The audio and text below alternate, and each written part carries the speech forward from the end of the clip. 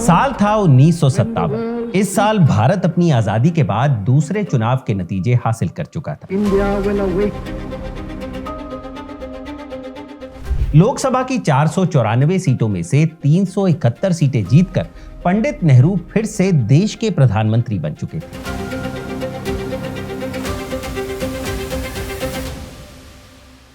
लेकिन इस चुनावी जीत के पीछे वो लंबी तैयारी और भागदौड़ भी थी जिसने नेहरू को भयंकर तरीके से थका दिया था। सिर्फ नेहरू ही नहीं, ये थकावट नेहरू की बेटी इंदिरा गांधी पर भी हावी हो गई थी, क्योंकि पिता की जीत में उनकी भी बड़ी भूमिका थी। लंबी यात्राओं के चलते इंदिरा की कमर में दर्द रहने लगा। बीमारी से उबरने के लिए तब इंदिरा गांधी जम्मू के पास शिकारगढ़ में छुट्टियां मना रही थी। उस दिन वो शिकारगढ़ में एक पत्थर पर बैठकर किताब पढ़ रही थी।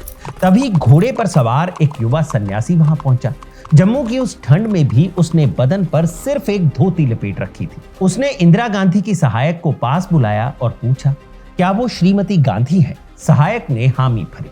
तब उस सन्यासी ने सहायक से पूछा कि क्या वो श्रीमती गांधी से मिल सकते हैं? लेकिन जब सहायक ने इनकार कर दिया तो सन्यासी अपना घोड़ा लेकर वापस जाने लगा। इंदिरा दूर से सब देख रही थी। उन्होंने सहायक को बुलाकर सन्यासी के आने का कारण पूछा। जवाब मिला कि वो एक योग गुरु हैं और आपसे मिलना चाहते हैं। इतना सुनते ही इंदिरा ने अपने सहायक से कहा कि वो सन्यासी को अगले दिन मिलने का वक्त दे दें। तय वक्त पर मुलाकात हुई और तब उस योग गुरु ने इंदिरा को बताया कि वो देश के कई और भी जाने माने लोगों को योग सिखा रहे हैं। ये इंदिरा गांधी की उस योग गुरु के साथ पहली मुलाकात थी।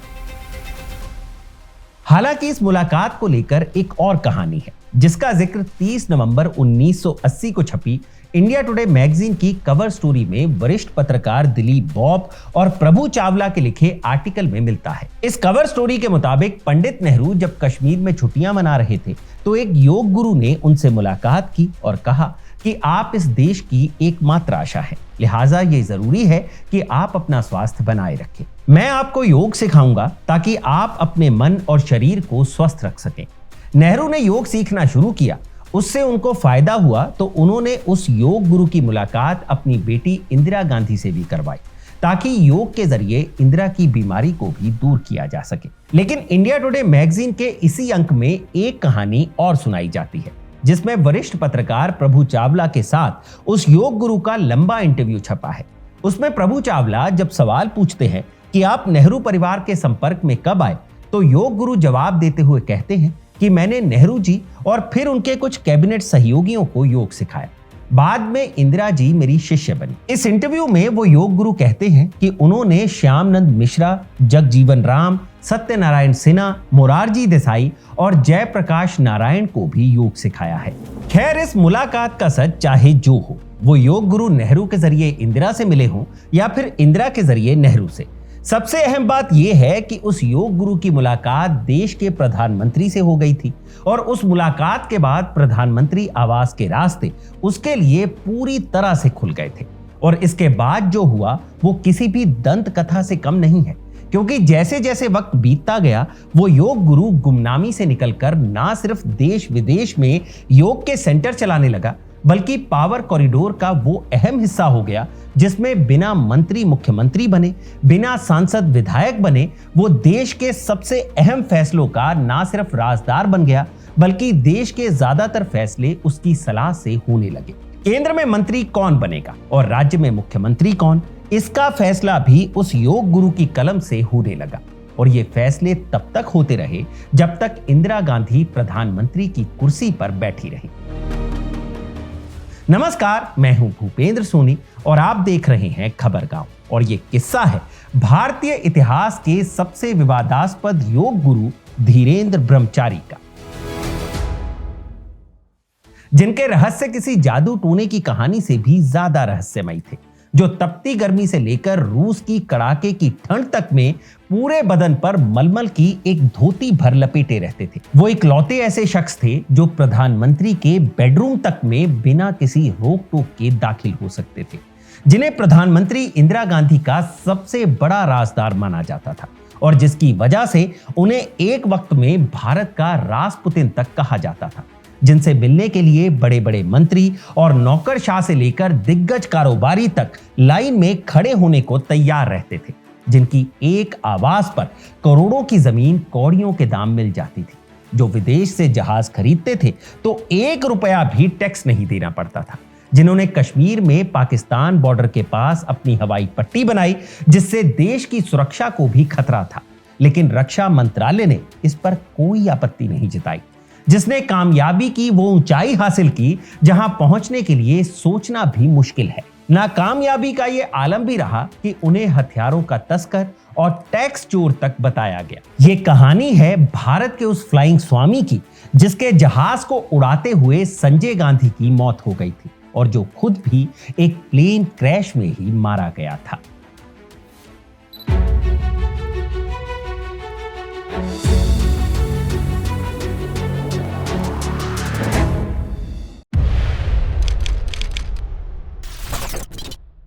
धीरेन्द्र ब्रह्मचारी की यह कहानी शुरू होती है बिहार के मिथिलांचल के मधुबनी जिले से। हालांकि इंडिया टुडे पत्रिका के एक इंटरव्यू में जब वरिष्ठ पत्रकार प्रभु चावला धीरेन्द्र ब्रह्मचारी से उनके घर परिवार के बारे में जानना चाहते हैं, तो वो कहते हैं कि आप मुझसे कोई जानकारी नहीं पा सकते। तब धीरेन्द्र शास्त्री ने खुद के रहस्यों को छिपाते हुए कहा था कि आपके जैसे 10 लोग भी कोशिश करें तो भी सफल नहीं होंगे। उन्होंने कहा कि कुछ लोग हैं जो मेरे बारे में जानते हैं, लेकिन हम योगी कभी भी अपने जन्म की जगह, तारीख, उम्र या परिवार के बारे में खुद से नहीं बताते, क्योंकि हमारे शास्त्रों में कहा गया है कि अगर किसी सन्यासी की उत्पत्ति के बारे में लोग जान जाएं, तो उस सन्यासी की पवित्रता खत्म हो जाती है। तब धीरेन्द्र ब्रह्मचारी ने उस इंटरव्यू में यहां तक कहा था कि लंदन के ऑक्सफोर्ड स्ट्रीट में 14 अलग अलग देशों के पत्रकारों ने भी मेरे परिवार के बारे में जानने की कोशिश की थी, लेकिन मैंने तब भी कोई जवाब नहीं दिया और अब भी मैं इसका कोई जवाब नहीं दूंगा। बहरहाल धीरेन्द्र ब्रह्मचारी के बारे में जितनी जानकारी इंटरनेट पर, किताबों में और उस वक्त की छपी पत्र पत्रिकाओं में मौजूद है, उसके हिसाब से मधुबनी के बसेट चांदपुरा गांव में एक मैथिल ब्राह्मण परिवार में 12 फरवरी 1924 को उनका जन्म हुआ। नाम रखा गया धीरेन्द्र। परिवार का उपनाम चौधरी था तो पूरा नाम हुआ धीरेन्द्र चौधरी। अब ब्राह्मण परिवार था तो वेद पुराण, रामायण, महाभारत पढ़ी ही जाती थी, तो लड़के ने भी बचपन से ही ऐसी ही किताबें पढ़ी और इस पढ़ाई के दौरान उसका साबका पड़ा भगवत गीता से। उस ग्रंथ ने धीरेन्द्र को इतना प्रभावित किया कि 14 साल की उम्र में ही उसने अपना घर छोड़ दिया और पहुंच गया धर्म अध्यात्म की नगरी बनारस। मन तो वहां भी नहीं लगा। गुरु की तलाश में लड़का भटकता रहा और तलाश पूरी हुई लखनऊ से 25-30 किलोमीटर दूर एक आश्रम में, जिसके महंत थे महर्षि कार्तिकेय। आश्रम का नाम था गोपाल खेड़ा, जो मूलतः योग साधना का केंद्र था। योग में प्रशिक्षित होने के बाद धीरेन्द्र चौधरी अब धीरेन्द्र ब्रह्मचारी हो गए। उन्होंने कुंडलिनी योग में दक्षता हासिल की, जो तब पश्चिम में बहुत ही मशहूर योग मुद्रा हुआ करती थी। इस योग की सबसे बड़ी खूबी हठ योग थी, जिसमें धीरेन्द्र ब्रह्मचारी को महारत हासिल थी। तप बल रचई प्रपंच विधाता और तप बल विष्णु सकल जगत्राता और तप आधार सब सृष्टि भवानी और करई जाय तप यश दिया जानी। कहते हैं कि ब्रह्मा जो है कि तपस्या के बल से ही सारी सृष्टि को करता है और विष्णु तपस्या के बल से ही सारे इसका पालन पोषण करता है और तप बल शंभु करई संहारा। और तपस्या के बल से जब सृष्टि खत्म होती है तो शंकर इसको संहार करता है, अर्थात एकदम फिर से खत्म कर देता है। उस वक्त भी खुद को योगी साबित करने का सबसे आसान जरिया हिमालय की तपस्या करना या उसी तरह की भूमिका बनाना था। तो धीरेन्द्र ब्रह्मचारी ने भी अपना पहला आश्रम जम्मू कश्मीर के उधमपुर जिले के मानतलाई में बनाया, जो पाकिस्तान बॉर्डर से तकरीबन 40-50 किलोमीटर की दूरी पर था। वहां उन्होंने योग सिखाना शुरू किया। धीरेन्द्र ब्रह्मचारी की ख्याति ऐसी फैली कि सोवियत रूस तक जा पहुंची।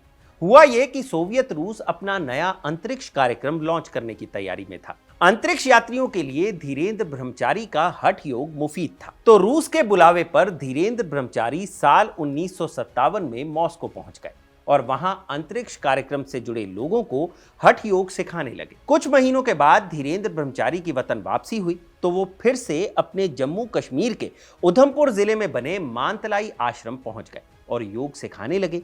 इसी दरमियान जब पंडित नेहरू छुट्टियां मनाने के लिए जम्मू पहुंचे तो धीरेन्द्र ब्रह्मचारी ने पंडित नेहरू से मुलाकात की और उन्हें योग सिखाने लगे। इंदिरा गांधी की जीवनी लिखने वाली कैथरीन फ्रैंक लिखती हैं कि धीरेन्द्र ब्रह्मचारी ने सबसे पहले नेहरू को योग सिखाना शुरू किया, क्योंकि रूस से लौटने के बाद धीरेन्द्र ब्रह्मचारी की ख्याति नेहरू तक भी पहुंच गई थी और उन्हें इस योगी पर कोई संदेह नहीं था। 30 नवंबर 1980 को छपी इंडिया टुडे मैगजीन की कवर स्टोरी में वरिष्ठ पत्रकार दिलीप बॉब और प्रभु चावला नेहरू गांधी परिवार से लंबे समय तक जुड़े रहे यशपाल कपूर के हवाले से लिखते हैं कि धीरेन्द्र ब्रह्मचारी की मुलाकात पहले इंदिरा गांधी से हुई थी और बाद में वो इंदिरा के जरिए नेहरू से मिले, लेकिन इस मुलाकात ने धीरेन्द्र ब्रह्मचारी का भविष्य पूरी तरह से बदल दिया। बीबीसी की एक रिपोर्ट कहती है कि नेहरू और इंदिरा को योग सिखाते सिखाते धीरेन्द्र ब्रह्मचारी और भी बड़े नेताओं के योग गुरु बन गए, जिनमें राष्ट्रपति डॉक्टर राजेंद्र प्रसाद से लेकर लाल बहादुर शास्त्री, जयप्रकाश नारायण और मोरारजी देसाई तक शामिल थे। खुद धीरेन्द्र ब्रह्मचारी ने भी स्वीकार किया था कि उनके शिष्यों में श्याम नंदन मिश्रा, जगजीवन राम, सत्यनारायण सिन्हा, मोरारजी देसाई और जयप्रकाश नारायण शामिल हैं। इतनी बड़ी बड़ी हस्तियों को योग सिखाने के क्रम में ही धीरेन्द्र ब्रह्मचारी ने दिल्ली में अपना डेरा जमा लिया था। उन्होंने दिल्ली की पॉश डिफेंस कॉलोनी में किराए पर एक घर लिया था। घर का पता था A50 डिफेंस कॉलोनी, जहां वो हर रोज लोगों को योग सिखाने लगे। ये बात सबको पता थी कि इस घर में रहने वाला योगी प्रधानमंत्री तक का योग गुरु है, तो उनसे मिलने के लिए बड़े बड़े नेता, कारोबारी और सिनेमा जगत के लोग लाइन लगाकर घंटों इंतजार करते थे। धीरेन्द्र ब्रह्मचारी भी अपनी सुविधा के हिसाब से सबसे मिलते थे और योग का प्रशिक्षण देते थे। इसके कुछ ही दिनों के बाद धीरेन्द्र ब्रह्मचारी ने पंडित नेहरू के सामने एक प्रस्ताव रखा कि अगर उन्हें दिल्ली में जमीन मिल जाती है तो वो एक योग केंद्र खोलना चाहते हैं। नेहरू तैयार हो गए। धीरेन्द्र ब्रह्मचारी को अशोक रोड पर करीब 1.68 एकड़ का एक प्लॉट आवंटित किया गया, जिसके लिए तब उन्होंने महज 50,000 रुपए दिए थे। साल 1959 में जब यह योग केंद्र बनकर तैयार हुआ तो इसे नाम दिया गया विश्वायतन योग आश्रम, जिसका उद्घाटन खुद प्रधानमंत्री जवाहरलाल नेहरू ने किया था। नेहरू की पहल पर ही तब देश के शिक्षा मंत्रालय ने इस योग केंद्र को अनुदान दिया। साथ ही धीरेन्द्र ब्रह्मचारी को रहने के लिए एक सरकारी बंगला भी आवंटित किया गया, जो जंतर मंतर रोड पर स्थित था। इस योग केंद्र के बनने के दौरान ही धीरेन्द्र ब्रह्मचारी प्रधानमंत्री आवास 3 मूर्ति के एक अहम सदस्य बन गए थे, जिनके लिए डाइनिंग टेबल पर एक अतिरिक्त कुर्सी रखी जाने लगी थी। वो कभी सुबह का नाश्ता, तो कभी दोपहर का लंच, तो कभी रात का डिनर प्रधानमंत्री और उनके परिवार के साथ करने लगे। इंदिरा गांधी को योग सिखाते सिखाते धीरेन्द्र ब्रह्मचारी का कद इस कदर बड़ा हो गया था कि वो अकेले कमरे में भी इंदिरा गांधी को योग सिखाने लगे थे, जिसको लेकर प्रधानमंत्री आवास में फुसफुसाहट भी शुरू हो गई थी। इंदिरा गांधी की जीवनी लिखने वाली कैथरीन फ्रैंक अपनी किताब में इंदिरा गांधी की अपनी दोस्त डोरथी नॉर्मन को लिखी एक चिट्ठी के हवाले से लिखती हैं, मैंने योग को गंभीरता से लेना शुरू कर दिया है। मुझे एक बहुत सुंदर योगी योग सिखाता है। उसकी शक्ल और उसका आकर्षक डील डॉल सबको आकर्षित करता है, लेकिन उससे बात करना एक तरह की सजा है, क्योंकि वो बहुत बड़ा अंधविश्वासी है। इंदिरा गांधी की डॉरथी को लिखी ये चिट्ठी साबित करती है कि धीरेन्द्र ब्रह्मचारी ना सिर्फ एक योग गुरु थे, बल्कि एक तांत्रिक भी थे, जिसकी पहुंच प्रधानमंत्री आवास तक थी। धीरेन्द्र ब्रह्मचारी ने प्रधानमंत्री आवास से मिली उस ताकत का फायदा भी उठाया। कैरवन में लीना गीता रघुनाथ नेहरू गांधी परिवार के पर्सनल असिस्टेंट रहे जनक राज जय की किताब strokes on law and democracy in India के हवाले से लिखती हैं, वो 1963 का साल था। योग गुरु धीरेन्द्र ब्रह्मचारी ने शिक्षा मंत्रालय से अपने दिल्ली वाले योग केंद्र के लिए मिलने वाले अनुदान के पैसे को रिन्यू करने का आवेदन दिया। तब KL श्रीमाली शिक्षा मंत्री हुआ करते थे। उन्होंने धीरेन्द्र ब्रह्मचारी से कहा कि अगर ग्रांट चाहिए तो योग सेंटर को पिछले साल के मिले पैसे की ऑडिट रिपोर्ट सौंपनी होगी। ब्रह्मचारी ने ऑडिट रिपोर्ट देने से मना कर दिया और KL श्रीमाली की शिकायत इंदिरा गांधी से कर दी। तब तक इंदिरा गांधी प्रधानमंत्री नहीं बनी थी, तो उन्होंने अपने पिता नेहरू से ग्रांट की बात कही। नेहरू ने श्रीमाली से बात की और श्रीमाली ने नेहरू से कहा कि एक बार धीरेन्द्र ब्रह्मचारी ऑडिट रिपोर्ट दे दे तो वो ग्रांट दे देंगे। नेहरू राजी हो गए, लेकिन इंदिरा हर रोज नेहरू से पूछने लगी, पापा ग्रांट पास हो गया। जब इंदिरा हर रोज एक ही सवाल नेहरू से पूछने लगी तो नेहरू ने खींचकर कहा कि क्या मुझे उस मंत्री से उसका मंत्रालय छीन लेना चाहिए? आखिर क्यों नहीं ये ब्रह्मचारी ऑडिट रिपोर्ट देकर मामले को रफा दफा कर रहा है? इसके कुछ दिनों बाद तक इस मुद्दे पर कोई बात नहीं हुई और फिर पता चला कि केएल श्रीमाली का इस्तीफा हो गया है।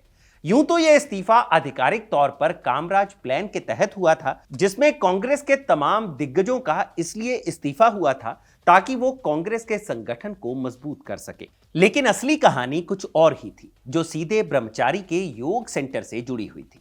श्रीमाली की जगह जस्टिस एमसी छागला नए शिक्षा मंत्री बनाए गए।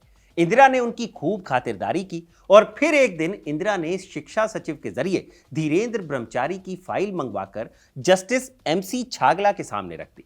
उन्होंने तुरंत ही फाइल पर सिग्नेचर कर दिए।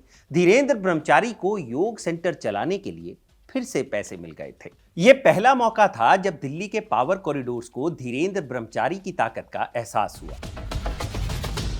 और जब तक कोई कुछ समझ पाता, धीरेन्द्र ब्रह्मचारी की ताकत और भी बढ़ गई, क्योंकि पहले नेहरू और फिर लाल बहादुर शास्त्री की मौत के बाद जब इंदिरा गांधी प्रधानमंत्री बनी तो फिर धीरेन्द्र ब्रह्मचारी की ताकत इतनी बढ़ गई कि उसका कोई पारावार नहीं रहा। इसकी सबसे बड़ी बानगी मिलती है साल 1971 की एक कहानी में।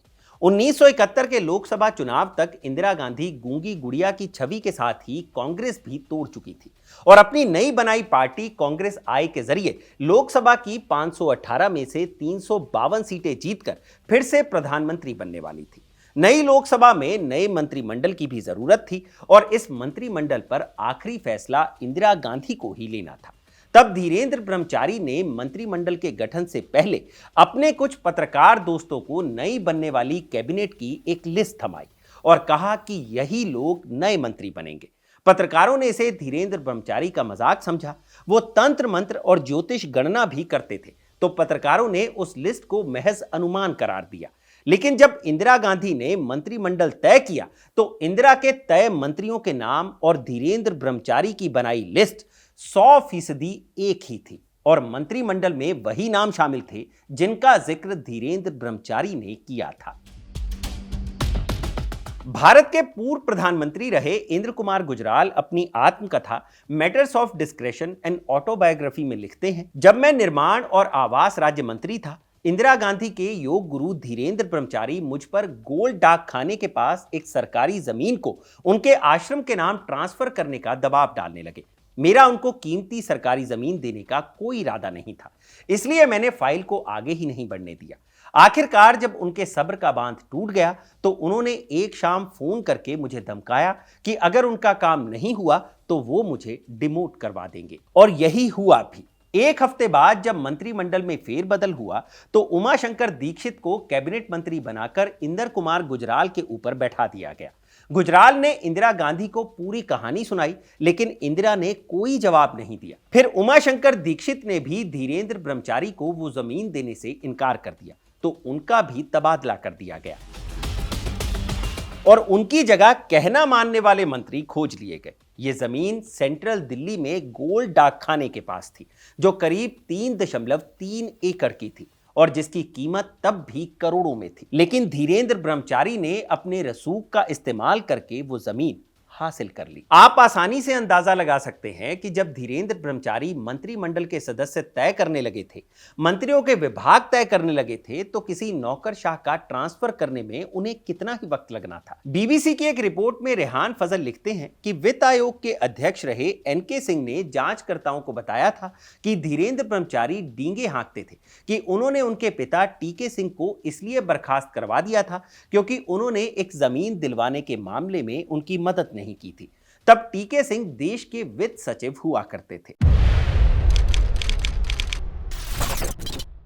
प्रधानमंत्री इंदिरा गांधी से नजदीकी और फिर प्रधानमंत्री आवास से मिली ऐसी ताकत की बदौलत ही तब पावर कॉरिडोर में धीरेन्द्र ब्रह्मचारी को भारत का रासपुतिन तक कहा जाने लगा, क्योंकि असली वाले रासपुतिन भी कुछ ऐसे ही थे जैसे धीरेन्द्र ब्रह्मचारी।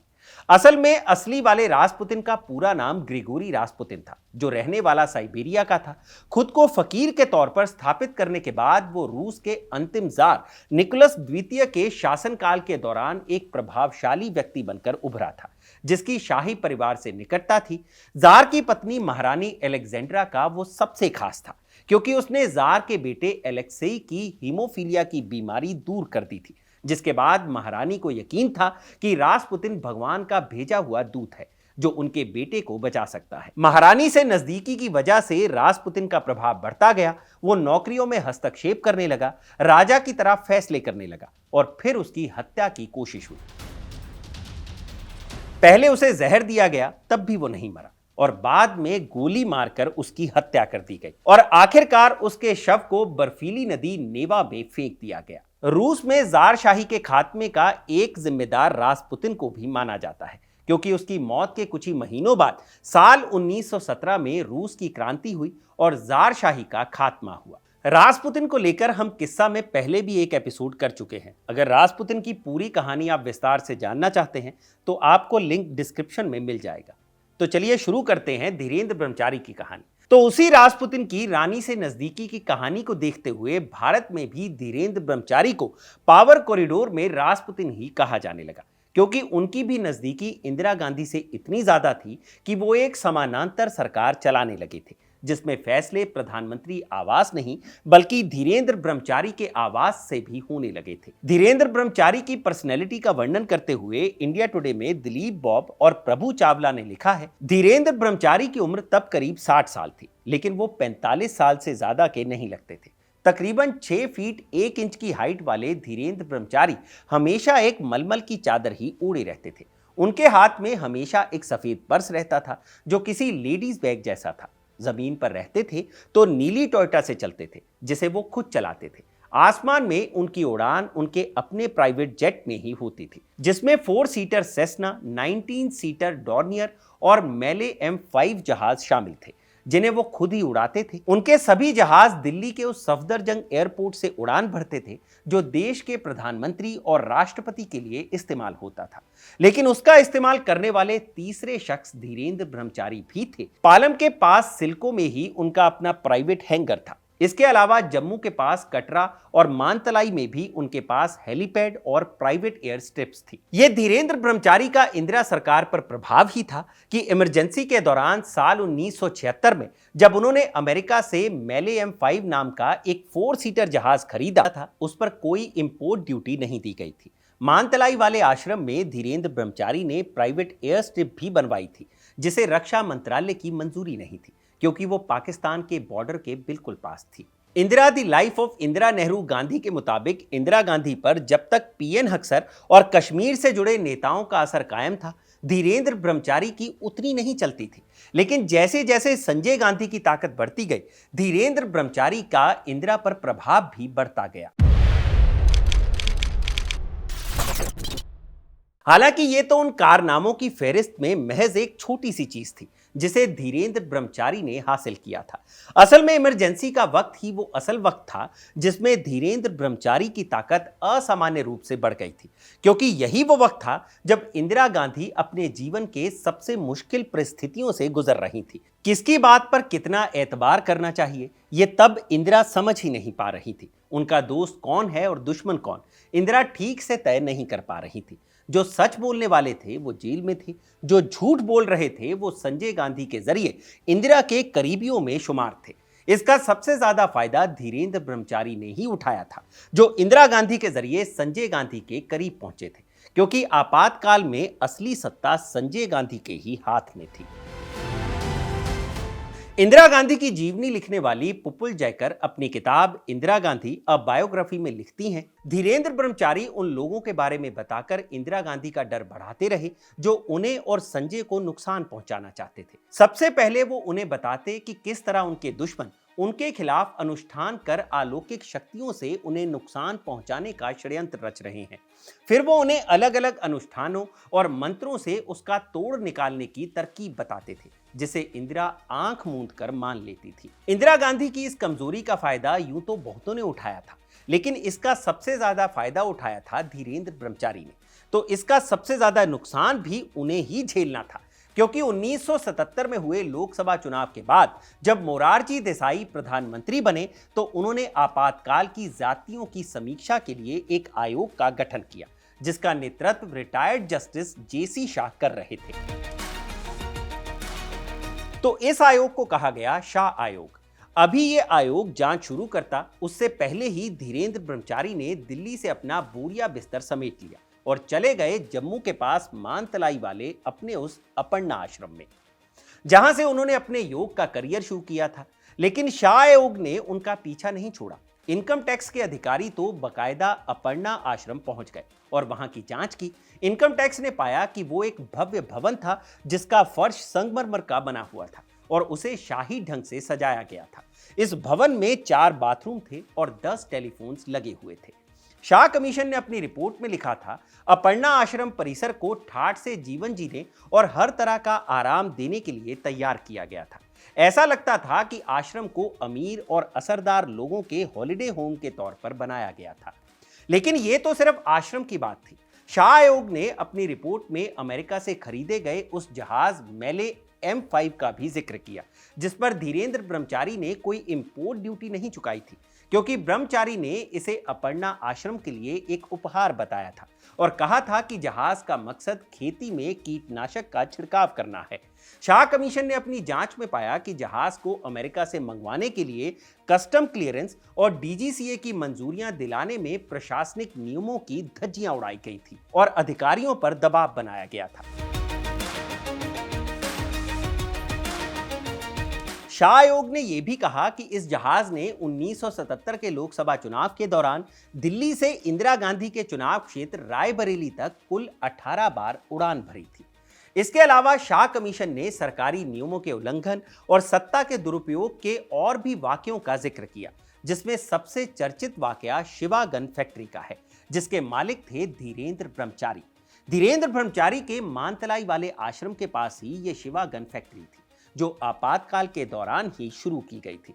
शाह कमीशन ने पाया कि इस फैक्ट्री में धीरेन्द्र ब्रह्मचारी स्पेन और दूसरे देशों से पिस्तौल के पुर्जे मंगवाकर उन्हें अपनी फैक्ट्री में असेंबल करते थे और मेड इन इंडिया के नाम पर रसूखदार लोगों को बेच देते थे।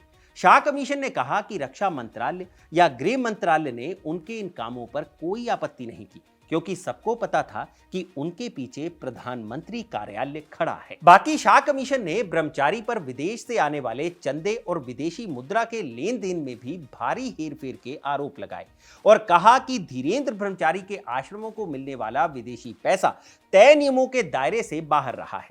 शाह कमीशन की जांच के बाद उन पर टैक्स चोरी के भी कई मामले दर्ज किए गए। उनके आश्रमों को चैरिटेबल ट्रस्ट बताकर जो टैक्स छूट ली जा रही थी, आयोग ने उसे व्यवसायिक और निजी लाभ के लिए इस्तेमाल की गई छूट माना। ये ऐसे गंभीर आरोप थे जिनमें गिरफ्तारी होनी लाजमी थी और वो गिरफ्तारी हुई भी, क्योंकि जब आपातकाल के लिए दोषी ठहराए जाने पर प्रधानमंत्री मोरारजी देसाई ने इंदिरा गांधी तक की गिरफ्तारी करवा दी थी, तो धीरेन्द्र ब्रह्मचारी की भी गिरफ्तारी तो होनी ही थी। लेकिन अदालत में जमानत भी होती है, तो धीरेन्द्र ब्रह्मचारी भी दूसरे आरोपियों की तरह जमानत पर रिहा हुए और फिर साल 1980 में जब इंदिरा गांधी की सत्ता में वापसी हुई, कुछ ही दिनों के अंदर धीरेन्द्र ब्रह्मचारी पर लगाए गए सभी आरोप सिरे से खारिज कर दिए गए और इसकी सबसे बड़ी वजह बने संजय गांधी, जिन्होंने साफ तौर पर कहा कि जब खुद मोरारजी देसाई और उनकी पूरी जनता पार्टी की सरकार इंदिरा गांधी के पीछे हाथ धोकर पड़ी थी, तो धीरेन्द्र ब्रह्मचारी इंदिरा गांधी के साथ खड़े थे। प्रधानमंत्री आवास में उनकी वापसी इसी साथ का इनाम थी। कैथरीन फ्रैंक अपनी किताब Indira the life of Indira Nehru Gandhi में लिखती हैं, वो एक बार फिर प्रधानमंत्री आवास का हिस्सा बन गए और उन्हें अक्सर गांधी परिवार की खाने की मेज पर देखा जाने लगा। इंदिरा की सत्ता में वापसी के साथ ही धीरेन्द्र ब्रह्मचारी के खिलाफ सारे केस मुकदमे न सिर्फ खारिज हो गए, बल्कि उनकी जब्त की गई संपत्ति भी उन्हें वापस मिल गई। इन संपत्तियों में उनके वो जहाज भी थे जिनकी वजह से धीरेन्द्र ब्रह्मचारी फ्लाइंग स्वामी कहे जाते थे। लेकिन जहाजों को वापस करना एक ऐसी बड़ी गलती थी जिसने इंदिरा गांधी के छोटे बेटे संजय गांधी की जान ले ली, क्योंकि जहाजों का बेड़ा वापस मिलने के बाद धीरेन्द्र ब्रह्मचारी ने एक और ऐसा जहाज खरीद लिया जिससे हवा में कलाबाजी की जा सकती थी। यूं तो धीरेन्द्र ब्रह्मचारी 1977 से ही 2 सीटर जहाज पिट्स S2A खरीदना चाहते थे, लेकिन जनता पार्टी की सरकार में यह मुमकिन नहीं था। इंदिरा गांधी की सत्ता में वापसी के बाद मई 1980 में कस्टम विभाग ने धीरेन्द्र ब्रह्मचारी को उस जहाज को भारत लाने की मंजूरी दे दी। इस जहाज को जल्दबाजी में असेंबल कर सफदरजंग हवाई अड्डे स्थित दिल्ली फ्लाइंग क्लब में पहुंचा दिया गया। तब संजय गांधी के पास हल्के जहाज उड़ाने का लाइसेंस था। जनता पार्टी की सरकार में उनका लाइसेंस जब्त हुआ था, लेकिन इंदिरा गांधी की वापसी के साथ ही लाइसेंस भी वापस मिल गया था। धीरेन्द्र ब्रह्मचारी जहाज लेकर आ ही गए थे तो संजय उसे उड़ाना चाहते थे और 21 जून 1980 को संजय गांधी ने पहली बार वो जहाज उड़ाया। फिर 22 जून को पत्नी मेनका, इंदिरा गांधी के विशेष सहायक आर.के. धवन और धीरेन्द्र ब्रह्मचारी को लेकर उन्होंने उड़ान भरी और 40 मिनट तक दिल्ली के आसमान पर चक्कर लगाते रहे। वरिष्ठ पत्रकार विनोद मेहता अपनी किताब द संजय स्टोरी में लिखते हैं, संजय गांधी कोल्हापुरी चप्पल पहनकर ही जहाज उड़ाने निकल पड़ते थे। राजीव गांधी ने उन्हें सलाह दी थी कि वो जहाज उड़ाते वक्त जूते पहना करें, लेकिन संजय ने राजीव की एक नहीं सुनी थी। 23 जून को वो फिर जहाज लेकर उड़े। उनके साथ दिल्ली फ्लाइंग क्लब के पूर्व इंस्ट्रक्टर सुभाष सक्सेना भी थे। जहाज हवा में उड़ा, 3 चक्कर काटे और फिर वो क्रैश हो गया, जिसमें संजय गांधी और सुभाष सक्सेना दोनों की ही मौत हो गई। विनोद मेहता ने अपनी किताब द संजय स्टोरी में लिखा, ऐसे हादसे की आशंका पहले से ही जताई जा रही थी क्योंकि संजय गांधी बहुत ही खतरनाक तरीके से प्लेन उड़ाते थे। इस हादसे के अगले दिन 24 जून को धीरेन्द्र ब्रह्मचारी ने कहा था, संजय बहुत अच्छे पायलट थे, लेकिन मैंने उन्हें हवा में ज्यादा कलाबाजी दिखाने के लिए मना किया था। बाद में संजय गांधी की अंत्येष्टि धीरेन्द्र ब्रह्मचारी की देखरेख में ही हुई। संजय की मौत के बाद भी धीरेन्द्र ब्रह्मचारी इंदिरा के कितने नजदीक थे, इसका अंदाजा इस बात से भी लगाया जा सकता है कि जब पारिवारिक झगड़े के बाद इंदिरा गांधी ने तय किया कि उनके बेटे संजय गांधी की पत्नी मेनका अब प्रधानमंत्री आवास में नहीं रह सकती हैं, तो उन्होंने मेनका को घर से निकालते वक्त बतौर गवाह धीरेन्द्र ब्रह्मचारी को अपने पास मौजूद रखा। अपनी आत्मकथा truth love and little malice में खुशवंत सिंह लिखते हैं कि मेनका और उनकी बहन से झगड़े के दौरान जब बात इंदिरा गांधी के हाथ से बाहर चली गई तो वो जोर जोर से रोने लगी और धीरेन्द्र ब्रह्मचारी को उन्हें कमरे से बाहर ले जाना पड़ा।